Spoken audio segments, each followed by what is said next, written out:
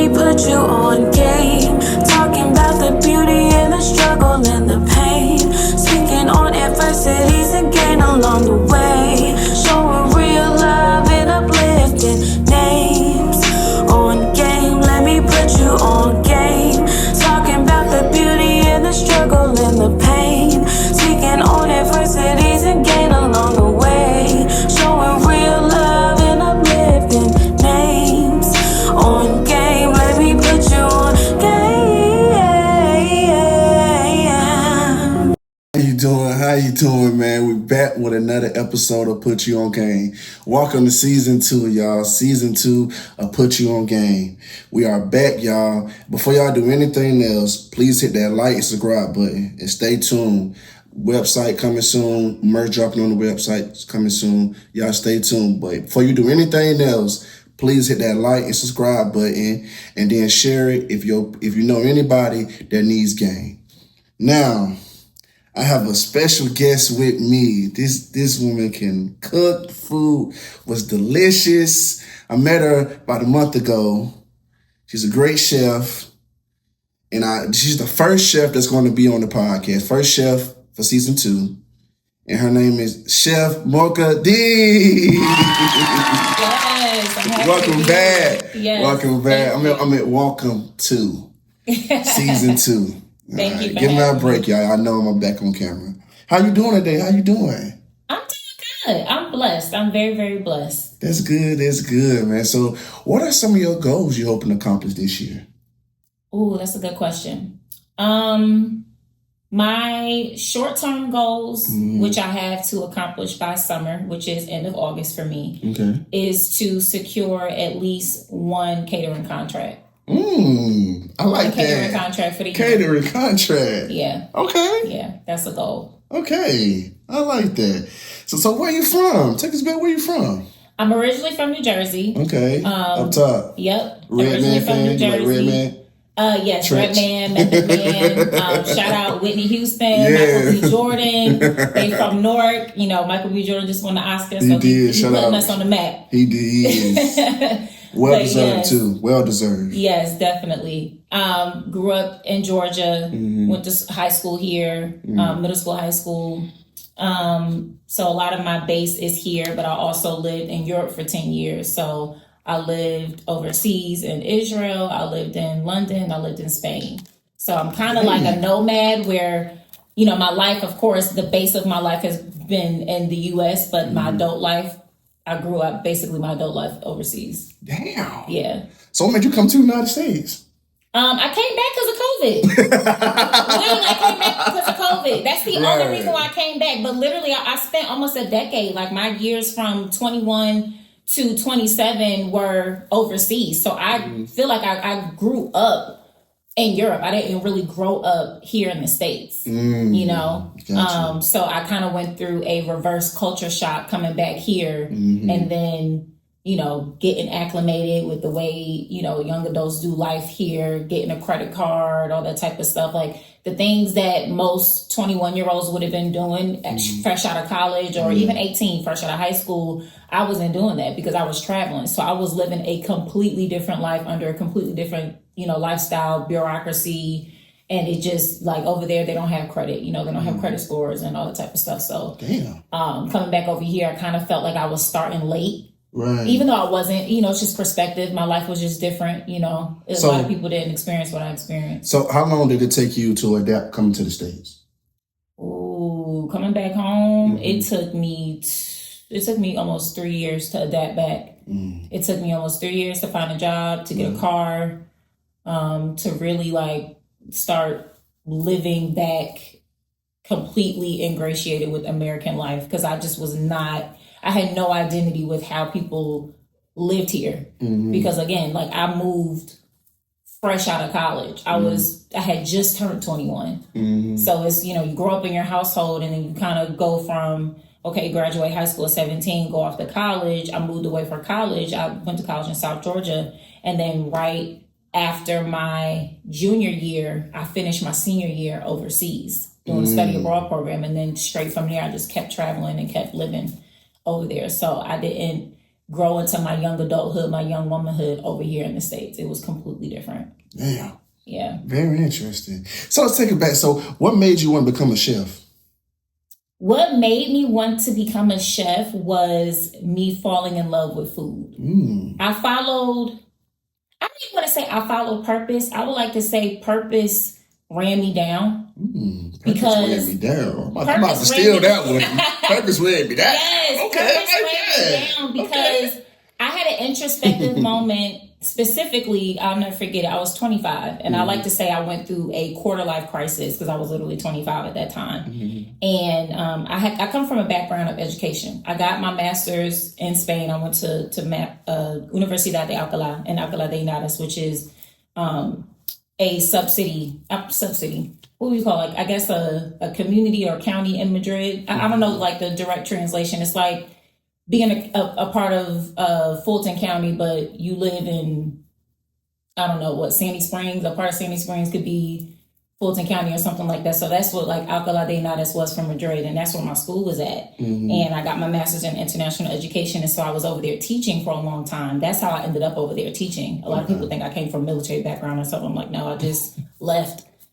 And I just decided one day I don't want to do this anymore. I'm very passionate. I'm very, very passion driven. I'm purpose driven. And I didn't feel fulfilled teaching. And I was teaching small kids. And when you teach small kids, preschool age, ages 3 to 5, they really draw a lot from you and they require a lot from you. Any parent that has a toddler right now can understand what I'm saying. And I knew that if I was not going to give them my 100% every day showing up, then they did not deserve to have me there.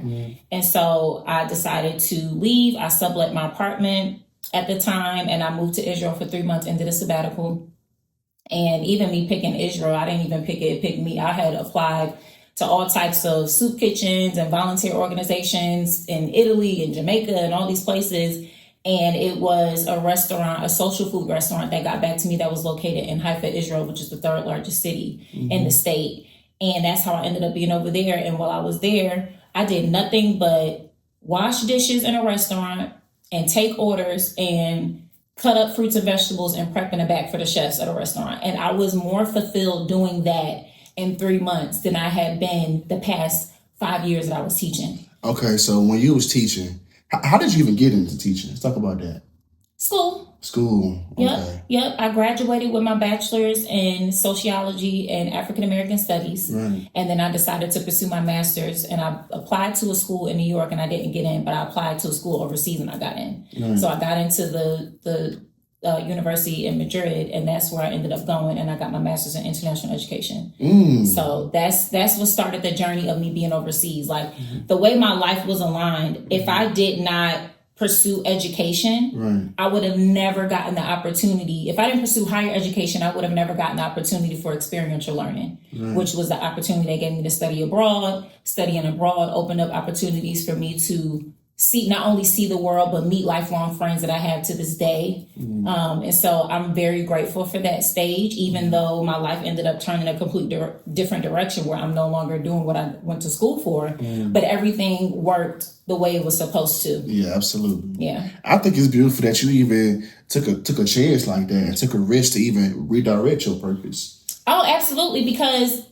especially me moving somewhere where I did not speak the language fluently. You know, you grow up in school and you always have like that foreign language requirement where you got to take Spanish classes to graduate and all that. But living in Spain, which is the country I lived in the longest, that was literally like me living inside of a walking, talking, breathing textbook every day. So I had no choice but to assimilate. You know, you want to go out, you want to go to a bar, have a drink, you go into the grocery store, you need to go to the bank, ask for change. Like you have to learn the language in order to completely assimilate. I didn't go over there with an elitist attitude. Like I'm American. Everybody needs to speak to me in English, even though everybody wanted to speak to me in English because they want to learn English and they're forced to learn it. That's their foreign language requirement, the same way we have it to learn theirs. But I didn't go over there with this superiority complex. I went over there completely, empty-minded in the sense of I'm going there to fill myself up, not me go over there and try to teach them and show them and be, elitist like some Americans do, or some Americans are perceived to be. So where did that humbleness come from, though? Because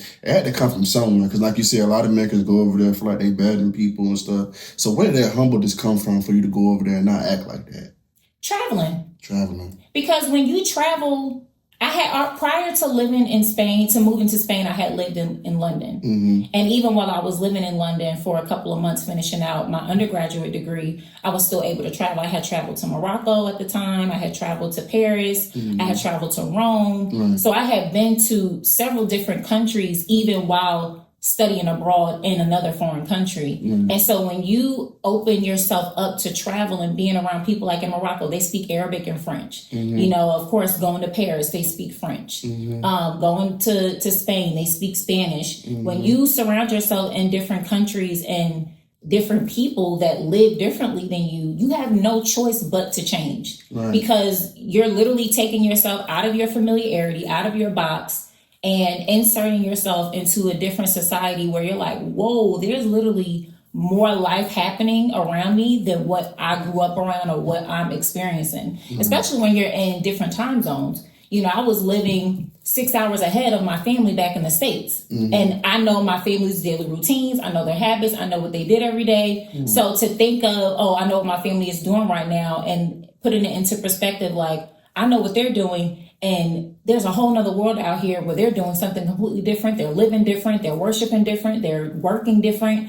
They're building families different. Mm-hmm. Like, I learned that through traveling. Everything is not about you. Absolutely. Everything is not about you. Mm-hmm. You have to always be a student. If you're a student, you will continue to learn. Hey, say that to the camera right there, please. Say that to the world. If you remain in the headspace of a student, you will continue to learn. Amen. Period. As soon as you get too haughty and too prideful to think that, you above the program, right, then expect your downfall to happen pretty rapidly, because it's coming. Hey, it's coming. I like that. Hey, y'all hear what she's saying? Y'all hear what she's saying? Yes. Exactly. Okay, so was there a moment when you realized cooking was more than a hobby for you? Yes. I realized that, like I was telling you, when I was in Israel, because I felt more fulfilled chopping up vegetables and washing dishes and taking orders in a restaurant than I did when I was in Spain being a teacher and had a whole career and a whole degree. So I had to introspectively ask myself, what is it that you would do for the rest of your life if you never got paid for it?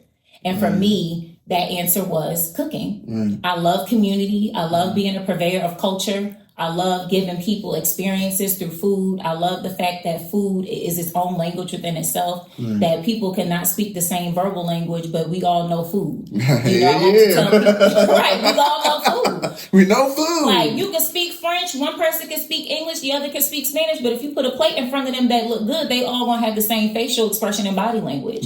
So that alone is very powerful. Food brings people together.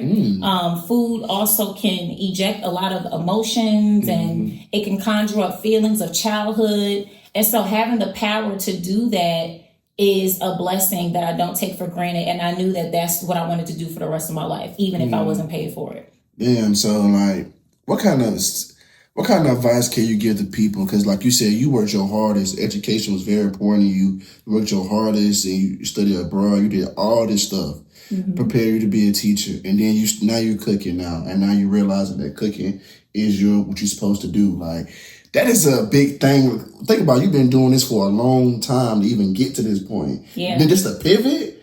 So, like, what kind of advice can you give to people who are in that same transition period but kind of stuck? I would say, look at the signs of your life.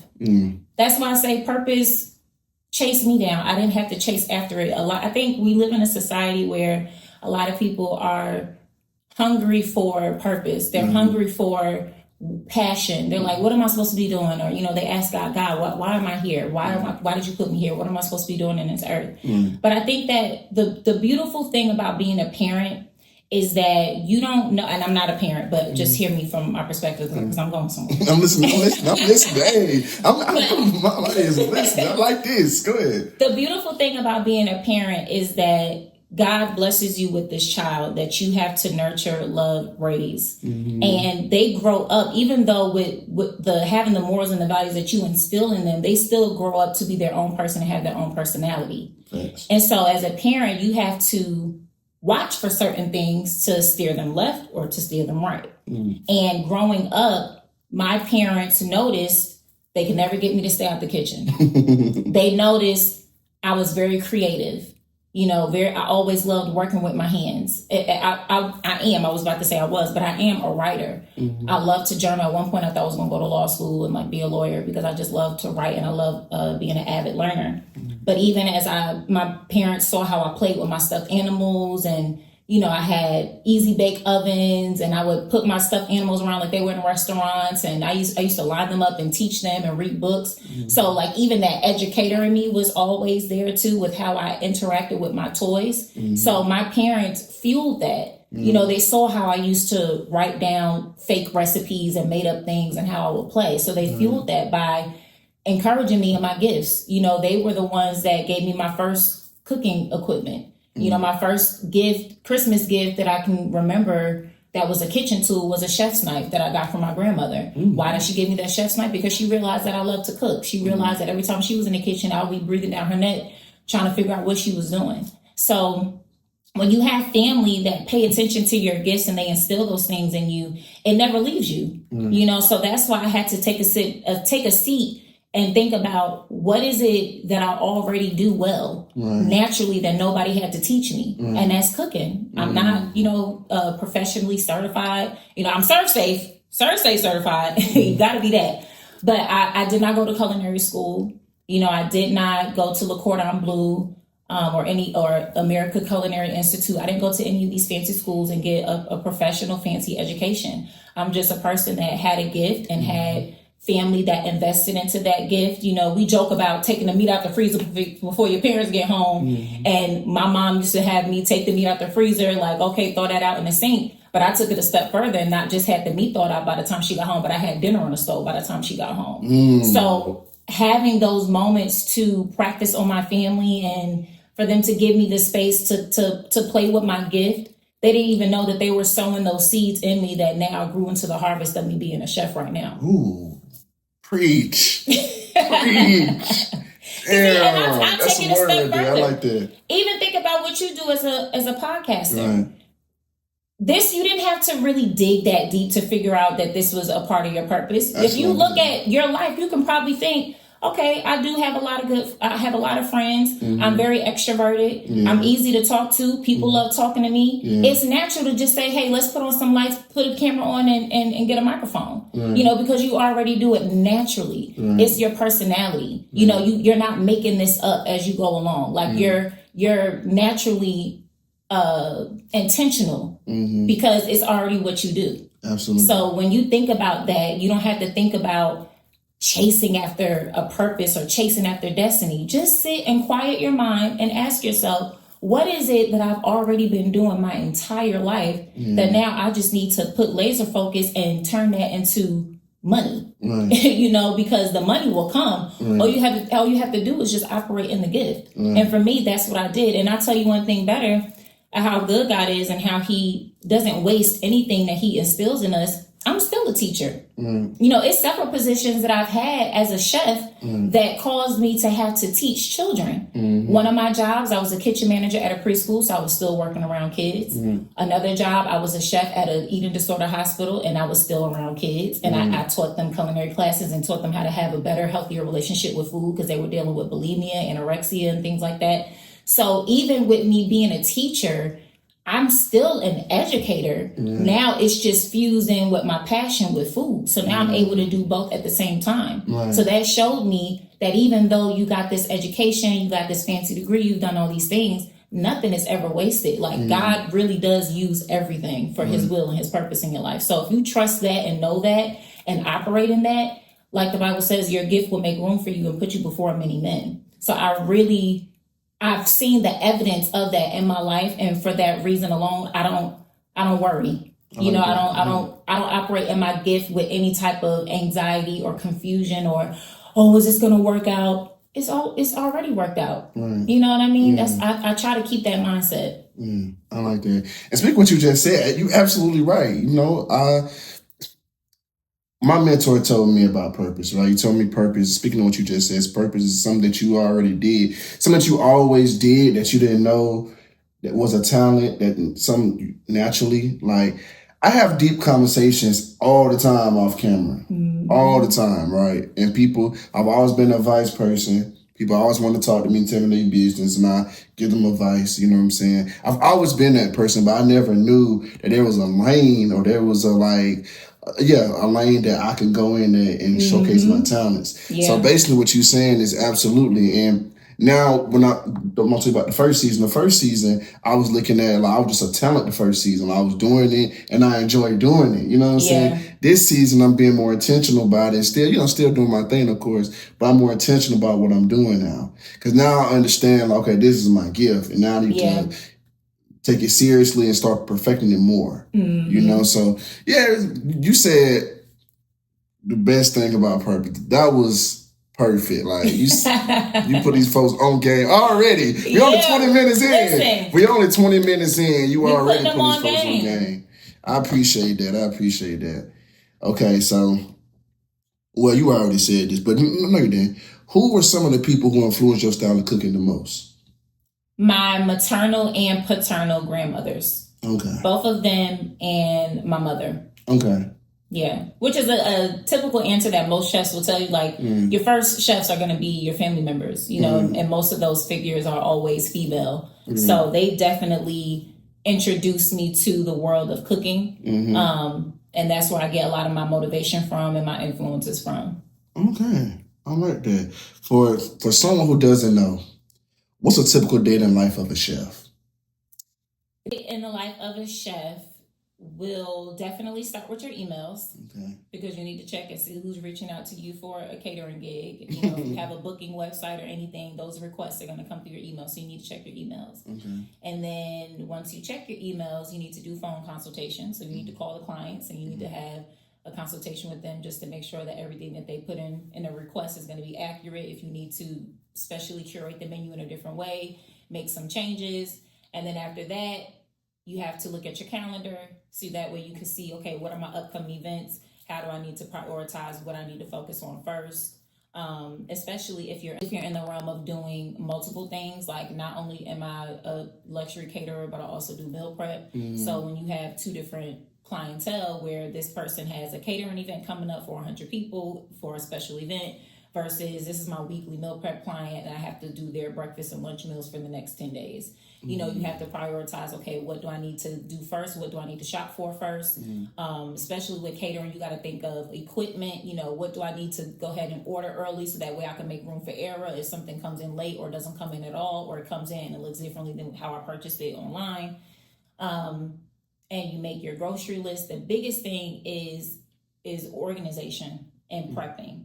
When it comes to where you're going to shop at to get your food, price comparisons, and then just laying out your prep. You know, what needs to be marinated first? What do I need to cut first and have ready? So all I got to do is throw it in a pan. Things like that. You know, it's really just about making sure you wake up and you start your day with having structure and you communicate. I don't care if you over communicate, you have to communicate. Yeah, because there's nothing worse than booking somebody to do something for you and you barely are hearing from them. Yeah. So yeah, that's what my typical day looks like. Okay. So what's something about being a chef that people will be surprised to learn? That being a chef is more visual than it is about, how do I want to phrase it? As a chef, you are not only just a cook, but you're also a visual architect. And I don't think that a lot of people understand that piece of it, because I like to bring to people's attention, people eat with their eyes before they eat with their mouth.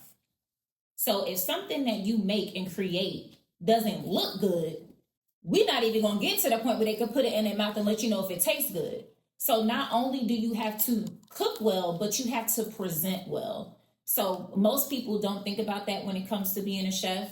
You know, somebody put something in front of you that looked like pig slop, but it actually busts down. Right. You know, yeah, you ate, you were brave enough to eat it, but it didn't really look that good. Right. You know, you don't want people to turn up their nose at something when you put a plate in front of them. You want the visual representation of the dish to be just as impressive as the taste once they put it in their mouth. So that's something that people wouldn't expect. They wouldn't expect for a chef to also be a visual architect, but we are. Okay. We're playing a little game. It's called This or That. You ready for that game? I'm ready. Okay, you got 5 seconds to answer each of these. Oh, God, 5 seconds. It's 4 rounds, but I'm going to give you 2. I'm going to do 2 rounds, then we're going to come back. Okay? You ready? Grill or fry? Grill. Spicy or mild? Spicy. Breakfast or dinner? Breakfast. Street food or fine dining? Street food. Okay. Cook at home or cook in a restaurant? Cook at home.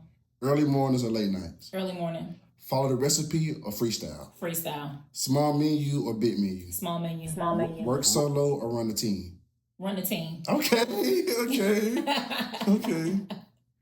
All right. I like that. Okay. I was nervous too. I'm glad I got it. You give me a time, I start sweating. Jesus. You did it. You answered that.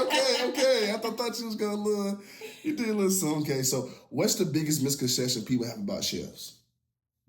They were rude. That were like Gordon Ramsay in the kitchen. Mm-hmm. I could say this is 2 jobs ago. Mm-hmm. 2 jobs ago, I had this position working for a university here in Georgia, and I was a very, very non-typical chef for them. 1, because I was the youngest on the team as far as management was concerned, and 2, I wasn't toxic. You know, when people think of chefs, they think of Hell's Kitchen. Yeah. You know, you walking in, you throwing pans, you tossing food, you cursing up a storm. And that's a huge misconception. I don't run my kitchen like that. I've never ran a team like that. I don't talk to people crazy. Because if you talk to me crazy, I'm taking my apron off and I'm leaving. Because there's a way to go about things. There's a way to talk to people. And I don't believe in toxic work culture. And I don't know why it's been adopted in the chef community where you need to talk down and berate people in order for them to do something right. Or, you know, that whole trope of, oh, well, he only talks to you like that because he sees potential in you. Like, I'm not buying into that. I'm not subscribing to that type of culture. But that would be the biggest thing. I've always said that's the way you talk to people. It is. Right? Especially when you're a leader. Everybody don't learn the same. And it's kind of go back to like you being a parent. Like you said, being a parent is like everybody don't learn the same. Some people are visual learners. Some people you can tell something and they'll get it. Some people you got to show them. Exactly. Like, show them Some this are side. visual learners. Yeah, so you got to talk to people different. Some people you can like speak negative on and that motivates them. Right, but sometimes some people may not respond well to that. Right. Some people you got to speak life into them, and that makes them do it. You have to figure out how can you get the best out of each person. Exactly. So it goes back to what you saying. Everybody don't respond well to that berating shit. They don't. I know I don't. So I treat people how I want to be treated. Exactly. And that's not. I wasn't mentored that way for the people that I have grown to love in the industry that have taken me under their wing, and I don't make that decision to mentor other people that way or run a team or be a boss that way. That's not it. Right. Yeah. Okay. All right. So what are some of the hardest parts about working in the kitchen that people don't see? The hardest part is people would think it's the cooking, but the cooking is the easy part. The hardest part is managing people. Managing people has to be the worst thing ever because specifically for my situation, like I noted earlier, 2 jobs ago, and even in my last job, I was the youngest on the team. So by the grace of God and his favor, I've been able to quickly excel in spaces that have taken other people years and taken other people certifications and qualifications to get there. I didn't go to school. I didn't get a degree. It's just the favor of God in my life. I'm not going to apologize for that. He's placed me in rooms that other people will look at my resume and be like, how are you here?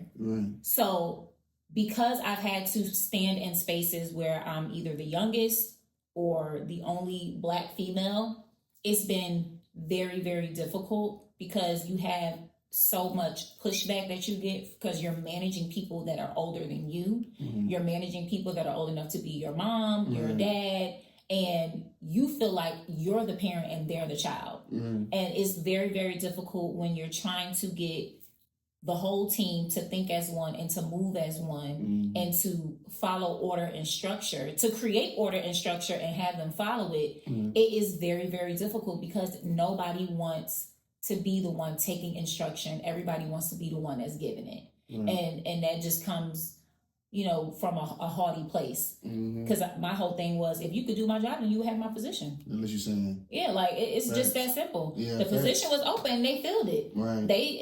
It's a lot of companies that do internal interviews before they bring somebody on the outside. So if you could do what I'm doing, then you would have been doing it. Right. And if they didn't give you the opportunity, then you would have left and went somewhere else where you were valued, where you could have had my position somewhere else. But you haven't, because you clearly don't have the qualifications. So instead of you wasting your time trying to tell me how to do my job, how about you just do your job and let me do mine? Hell, as you saying. Like, that is the biggest. I can tell you don't play in the kitchen, don't you? I do not play. I do not play. Like, Because you don't it's play in the so kitchen. annoying. Like, you spend, and just speaking obviously for myself, I have spent more time mediating people and having meetings and writing corrective action forms and you know, doing all this disciplinary stuff more than I have playing in the kitchen and cooking the food. It's like you spend more time trying to manage personalities all day than you do actually in the craft.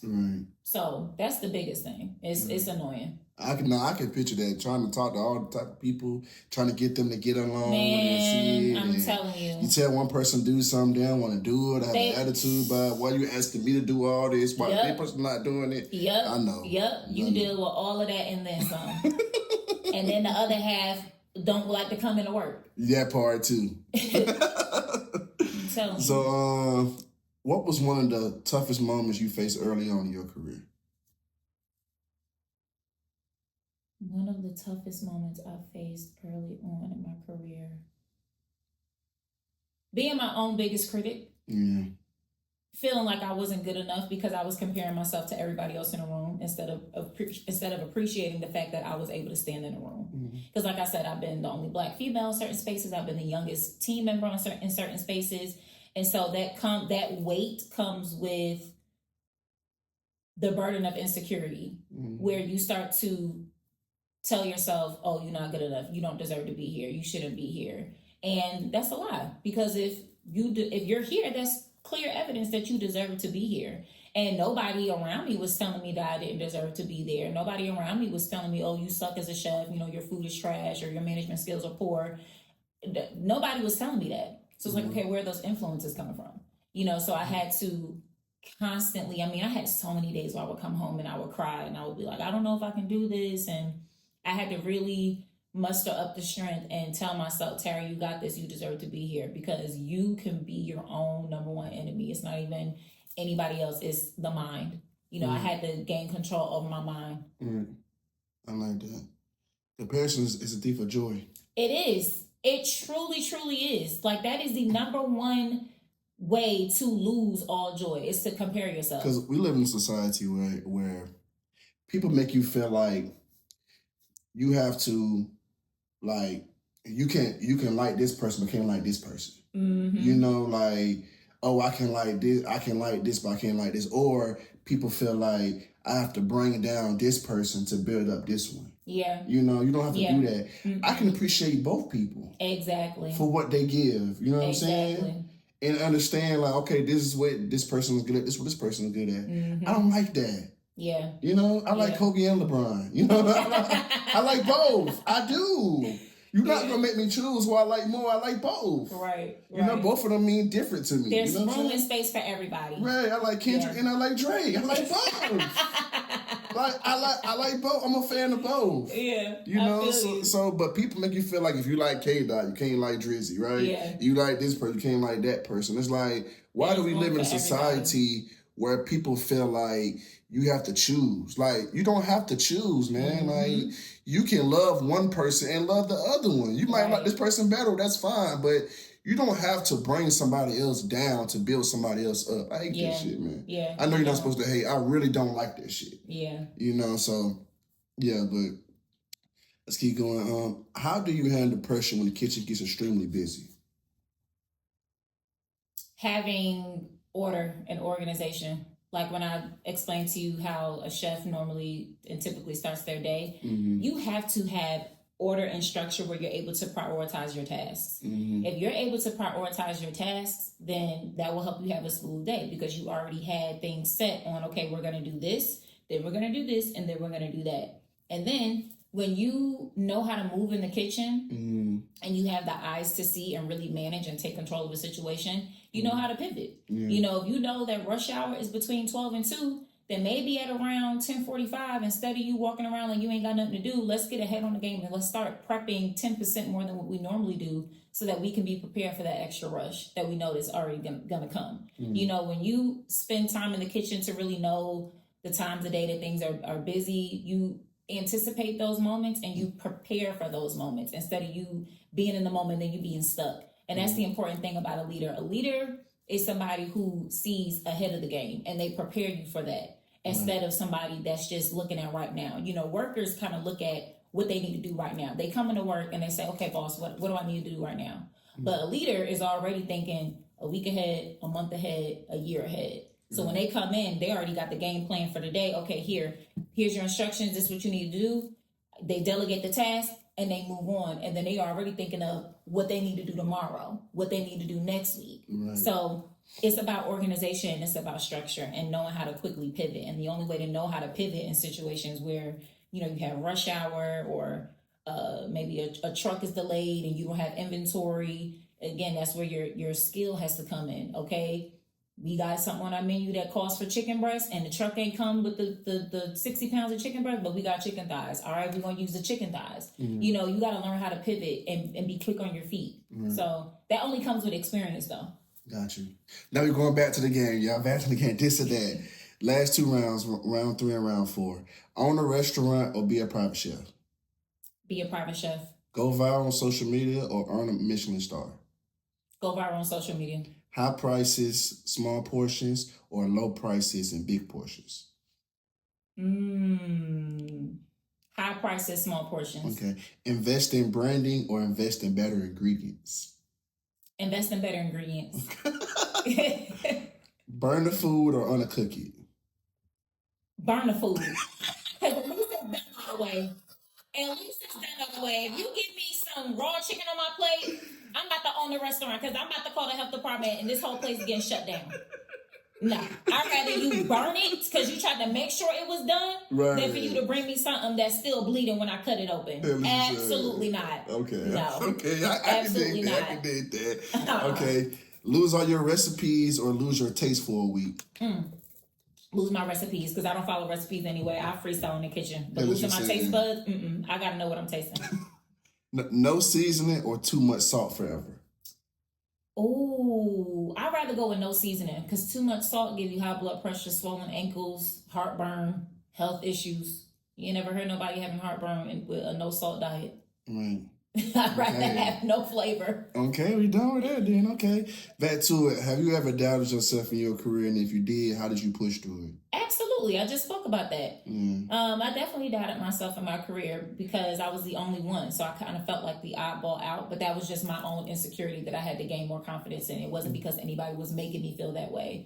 And me getting out of that just came from being surrounded by, you know, a partner and friends and family that encouraged me to let me know, hey, like you deserve to be here. You're talented. You're gifted. Take up space, you know, take up space and be confident in who you are. And then me telling myself that through my own affirmations. Okay. I like that. What challenges have you faced as a woman in the culinary world? I faced challenges as a woman in the culinary world not being taken seriously because I've been in spaces where I was the only female chef, the only Black female chef in senior leadership. And so you're sitting amongst conference tables and boardrooms having discussions and you're the only female voice and the youngest female voice, which it's always been that. I'm always the youngest and I'm always the only one. And so being in the culinary industry is a very white male dominated space and it can kind of feel like a boys club. So you have to hold your weight and stand your ground. And when you say something, mean it and not double back on it, like stand 10 toes down. And it comes with a different level of boldness that I've had to have in my career because I've been overlooked or not listened to at all. And so you have to come in the room and shake the room. I like that. Shake that motherfucker.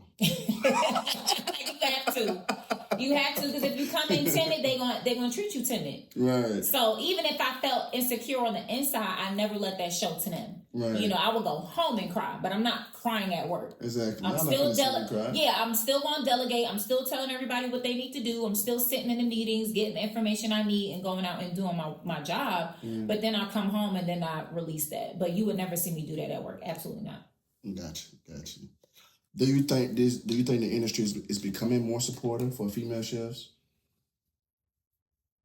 I would say yes. Okay. Excuse me, because they don't have a choice but to change with the times. And that's why I love the power of social media, which is why in the game when you ask, viral post on social media or Michelin star.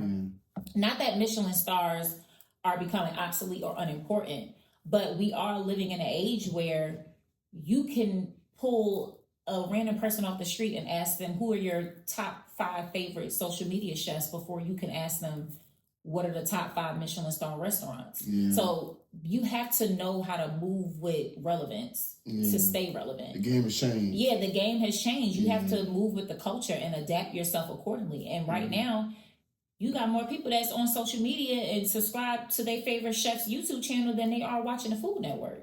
You know, you have Bon Appetit magazine, which is a part of Condé Nast company that produces Vogue magazine, all that type of stuff. Very huge media giant in New York. And they've been in scandals for stealing intellectual property from social media chefs to gain more eyes back onto their food content, because people aren't looking towards those huge corporate giants that have gate kept the industry for so long. You know, that's why I love the power of social media, because they're no longer saying, I don't need Food Network stamp of approval to tell me that I'm a chef. I don't need to be featured in New York Times magazine or Food and Wine magazine or whatever in order for you to know that I'm a chef or that I'm important or that I'm somebody. You know, we're creating our own lane. We're creating our own space. You know, I can have my own channel and have 4,000 people that's watching me and be fine with that. You know, I don't need somebody on a Food Network to give me that opportunity. I can create my own table. So that's what I love about social media in this day and age of the internet, and specifically when it comes to females in the industry, women, beautiful women that are talented and gifted and are shaking the room when they walk into it, because probably most of the chefs that I follow online are predominantly women. You know, I have a lot of food pages that I follow, both catering and people that just cook on social media. And a lot of them are like female-owned catering companies. And then, like I said, a lot of them are female social media chefs. I don't really follow a lot of male social media chefs, and it's not by happenstance. Like, it's not purposely. It just ends up happening that way because you find an audience that you connect with, and then it's like, oh, you know, cool, I like this person, I'm gonna follow them. You know, you find identity with them. Obviously, I'm a Black woman, I'm a Black chef, so I'm gonna find identity with other Black female chefs or other female chefs, no matter what race and ethnicity they are. Absolutely. I like how you said you create your own content, and then you ain't gotta ask to be in certain spaces. Yeah, you don't have That's to. how I feel about the podcast. Like, we ain't gotta ask to be in certain spaces. You can build your own content. Exactly. Get you a table, get you some microphones, some cameras, and you can do this shit yourself. Exactly. Man. And guess what? After a while, they're gonna be knocking at your door asking for you. Exactly. Because you created the space, you created the table. You don't have to ask nobody for permission. You don't. No. You don't. I move unapologetically. I don't need permission from nobody to do what I'm Exactly. doing. Because then when they come to you, you create more leverage. Exactly. Absolutely. You said that. I like what you said when you said that. Okay, so what advice would you give someone who wants to become a chef? To just do it. You know, a lot of people never start because they don't start. You know, like, waiting for the perfect opportunity. Yeah, they waiting for the perfect opportunity. I was recording content when I had an iPhone 15. My camera was cracked. The videos were blurry. The lighting was terrible. And I was still online sharing my recipes. You know, I was still cooking for people even when I didn't know what I was doing and my presentation sucked. You know, people still let me cook for them and cater for them. And I actually posted something on my page during Valentine's Day where I had cooked for my sister and my brother-in-law. And I did this huge Valentine's Day spread, and it went viral. I got like 60,000 views on that video. and I did a follow-up post that showed where I was and my gift exactly like 5 years prior to that, cooking on Valentine's Day, and my presentation was terrible. But it just showed the difference between back then versus now, and the natural growth and progression that happens when you just start. You will naturally progress. You will naturally improve. All you have to do is just start. A lot of people, they see the end result of things, like whether it, you know, I'll use you as a podcaster. They'll look at somebody that has a $150 million deal with Spotify and be like, oh, that's where I want to be. I need to get that type of microphone. I need to get those type of lights on it. You're not at that level yet. No. Just work with what you have, because they had to work with where they were at to get to that level. Exactly. You know, with me, I look at chefs that I follow, I'm like, oh yeah, that's the pinnacle of success I'm reaching for. I want to do that. But everybody has to start from somewhere. Exactly. Like a lot of people, they miss the process. Being too focused on the destination. Absolutely. Like, focus on the process, because nobody can take away what your story is and how you got started. I got started as an educator living in Spain who was sick of teaching and left everything and went to Israel for 3 months and was taking trash out and washing dishes in a restaurant. You know, like, another chef's journey is going to be completely different from. Nobody can take away from what my story is and how I got my start in the industry. You know, and there was a lot of things that happened in between then that we didn't even have a chance to talk about. But all of those things were the compass to get me to exactly where I am. And I would not change my journey for the world, because it's mine, you know, and I'm respectful of seasons in my life and the people that were in my life at certain times, because they were a vehicle to get me to my next level. And when you understand that, you become more patient with yourself. You know, a car doesn't go from 0 to 100 in 5 seconds. You got to go from 0 to 20, 40, 60, 80 miles per hour. And then you get up to 100. You know, you got to take that walk and be patient with whatever your journey is. But you will not know what that journey is if you do not take the first step in doing it, no matter how it's going to look. You're right about that. What do you hope people feel when they eat your food? I hope that people feel healing. I hope that people feel love and warmth. I like that. Yeah. I like that. I love to eat, man, but I'm really a simple eater. Yeah. I don't like all those onion, pickles, and peppers and my stuff. I really don't. But it depends on what it is. Yeah. Depends on what it is. But on a normal day, I don't like it. I like my shit just plain and regular. And I'm not the type of person. I like trying new food, but I also don't like trying new food. Yeah. Because for me, it's more so like, if I'm out in a restaurant and I buying something, right? I like to go with what I know is already good, because I'm paying my goddamn money. Yeah. You know what I'm saying? I don't want to get something and it's like, and it's nasty. Yes, I should have got what I'm used to, what I know is gonna be good. Yeah. And see, I'm the opposite, because I feel like I possess both parts of that. Like, as much as I love to try new things, I also love sticking to what I know. Yeah. You know, so it just honestly, it just depends on what restaurant I'm at that I'm going to try something new. If I know, listen, this restaurant is good for this one thing and I'm going to come here for this one thing, then I'm going to do that. But if it's a restaurant that looks like, okay, their menu look pretty good, like, and, you know, I'm watching the waiters bring stuff out and everything they bringing out to these tables all look good, then I might have a little bit more faith and confidence to get something. Okay. And even you saying that just makes me think of another misconception that people may have about chefs that I didn't say earlier, but I'm going to say it now. Okay. Because you talked about like not liking a lot of stuff in your food. A lot of people think that chefs eat fancy at home. At the end of my day, I'm probably eating oodles and noodles, or a grilled cheese sandwich, or a bag of chips and a glass of wine. Like, as much as I cook extravagantly and beautifully for other people, I do not always eat like that, because I also do believe in, you know, using your gift on yourself to pour back into yourself. So as much as I cook for other people, I do like to cook myself a nice meal and have that time to enjoy my own craft. But most times I'm eating a bag of chips and a glass of wine. And that sounds terrible, and a grilled cheese, but the most simplest of things does it for me. Or Publix fried chicken. I love Publix fried chicken. I love Publix sub. Shit. Oh my God, yes, a Publix sub. I might get one today. Shit. I'm telling you, I will tear that thing down. Yes, and that will be my dinner. Okay, so when it's all said and done, what kind of legacy you want to leave behind? I want to leave behind a legacy that says, with God, all things are possible. That's the legacy. Because I think that... Period. That is... I think that we put, as humans, we put way too much emphasis on us as human beings. Because one thing that isn't going to pass... This body is going to pass away. You know, but the word of God remains forever. And I know that the word is the only reason why I'm here right now.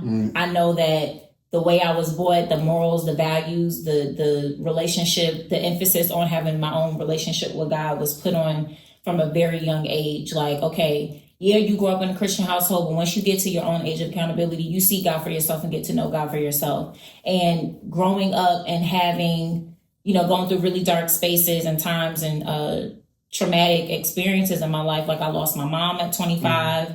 Rest in peace. Yes, I love you, Mom. The anniversary of her death is actually coming up next weekend.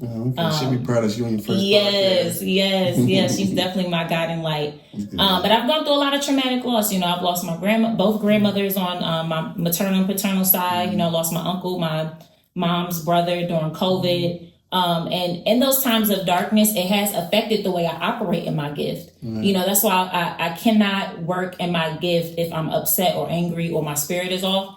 Because this is my gift. So if I'm off, my gift is off. And I'm not able to cook right. I burn food. I overseason it. I underseason it. I've been doing this too long where I know me. And so it's very, very important that I keep my spirit together because that's the way I'm able to operate at my best self. It's not because of my own willpower and because I'm just so great. You know, it's because of the Spirit of God. So that would be the legacy that I want to leave. It's not about self-aggrandizing myself like I'm so big. It would be follow God. And if you follow God, everything else will fall into place. Like that, you know, Lord willing, if I ever have children, that would be something that I would instill into them as well. Like, you have a gift, give that gift to God. Allow God to breathe life onto that and lead you and guide you into all ways of understanding. Don't lead yourself to your own understanding. Because if you're going to lead yourself into your own understanding, you're going to lead yourself into a ditch and then you're not going to know how to get out of it. And the only way to get out of it is to cry out to God and he'll deliver you from it. And that I've been in so many dark spaces where I'm literally only standing here or sitting here by the grace of God. You know, and so I cannot sit here and say that, you know, I want my legacy to be about me. When I die, I want people to be like, she could cook, but that woman didn't play about God. You know, she can cook, but that woman would pray over her food before we ate. She could cook, but that woman gave glory to God for her gift. Like, that's what I want the legacy to be. It's not about me. It's not about me at all. Man, that was beautifully said. I mean, I don't even know how do I follow up with that? You know what I'm saying? But nah, everything you said was beautiful because I dealt with loss too. I dealt with my uncle passing away last year. My auntie passed away last year. So I dealt with a lot of loss too. And you talked about how you basically saying when your spirit, when everything is off, like you can't separate personal from business. Your personal life affects your business life. It does. It really does. So when that happens, like, what do you do? Do you take a break from the business? Or do you just No, you can't. You know, having breaks are healthy. Right. You know, you have to use wisdom in running your business and knowing when to pull back and withdraw so that you can recharge. Right. But a lot of times it just involves a lot of pivoting. Like you have to continue to work. Right. Because in working, you know, it's you really have to just use wisdom to know what's needed at what time and season because two truths can exist. Like, do I need to take some time back and just sit down and reflect and process what I'm going through? Yes. But at the same time, do I also need to keep pushing forward because life does indeed move on and I need to pivot and keep pressing? Yes. You know, so two truths can exist in that sense. And I know that if I'm at the point where my gifting is off, then I know I need to withdraw. I think that's the sign for me. The sign for me, you know, I know how my body starts to feel when I'm not getting enough rest or I haven't eaten enough or drank enough water. I know how I cook when I haven't gotten enough rest or what I'm going through personally is starting to affect me. Like I'll never forget when I experienced my first breakup and I was working at this Black-owned bakery and my boyfriend at the time had broke up with me via text. And you can say it to your face. I'm trying to tell you, man. And I had just got done frosting like 60 cupcakes on a baking sheet, and I had to take them out and put them in the display case. And I was so crushed emotionally that I picked up the tray of cupcakes and I dropped them. And I'll never forget, like even now I can see the whole thing happening in my head. I'll never forget just being like, oh my God, like all of my work. I just spent time frosting all these cupcakes, and now they're all on the floor because my mind wasn't there, you know? And so I had to take a seat back and go to the bathroom and cry and get myself together and pull my emotions together, because I still had an 8-hour shift I needed to complete. You know, I still had a job that I had to do. And that's why I tell you, you know, you have to choose wisdom to know when to use something, you know, when to withdraw or when to just pivot. You know, that wasn't my business. I was an employee. I was working for somebody else. I didn't have the power and the control to be like, you know what, I'm going home. I'm withdrawing. I need some time to myself. I got to get myself together. No, I had to pivot. So I had to go in the bathroom, splash some water on my face, talk to myself in the mirror and tell myself, girl, get yourself together. You will be okay. Deal with this after work and go out there and finish your job. You know, so it just, you know, every situation just depends on what type of response it ends up garnering for yourself. But you know yourself better than anybody, so you'll know how you need to react in certain spaces. We're going to end this off with some quick hitters, okay? Okay. Quick hitters. What is the most overrated food in your opinion? Oh, the most overrated food. Wait, am I on a time restraint like the game? Nah. Okay, because I'm like, I need to think about this. This time we're just gonna get it off. I need to think about this. Okay. Most overrated food. Salmon. Salmon? Yeah, there's so many other fish out there that people can eat and explore, and for some reason, Black people specifically, we got salmon in the chokehold. Hello, you don't like salmon? I'm not saying I don't like salmon. I love salmon. I love salmon. But what I am saying is that there's croaker, there's porgies, there's snapper. Do not eat tilapia. Okay. Please don't eat tilapia. There's just so many other types of fish. There's mackerel. There's cod. There's Chilean sea bass. Like, there's so many other amazing fish that you can cook with, but for some reason, everybody loves salmon.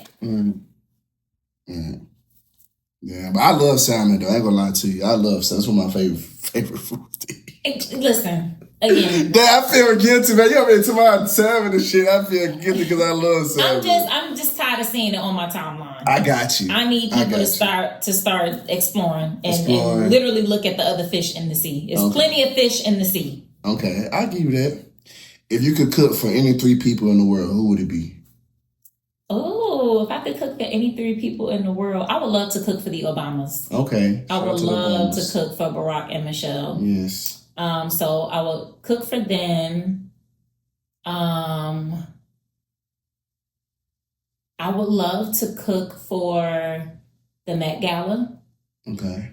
I would love to cook for them. Yes. The third, who else would I love to cook for? Oh, I would love to cater like the Rock Nation brunch with Jay-Z and B. Okay. Yeah, that would be good. cool. What's one food you absolutely refuse to eat? Okra.